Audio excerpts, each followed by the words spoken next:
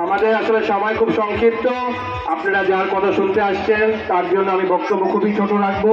যে দুইটা কথা বলবো তার আগে সবাইকে আসসালামু আলাইকুম।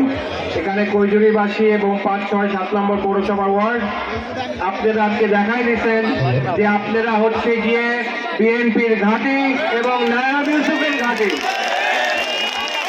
নায়াব ইউসুফ যে আপনাদের কি মনের প্রাণের নেত্রী যেটা আপনারা আজকে বুঝাই দিচ্ছেন এই জনসমুদ্র থ্রুতে।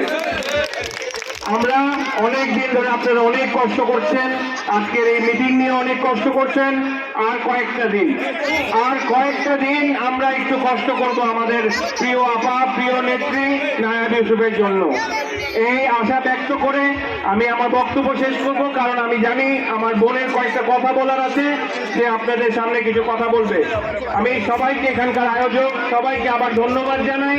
তারা অনেক পরিশ্রম করেছে, তারা সবাই অনেক কষ্ট করেছে গত কয়েকদিন ধরে এবং কষ্ট করছে।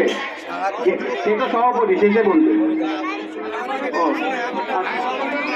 তারপরে সভাপতি লাস্ট থেকে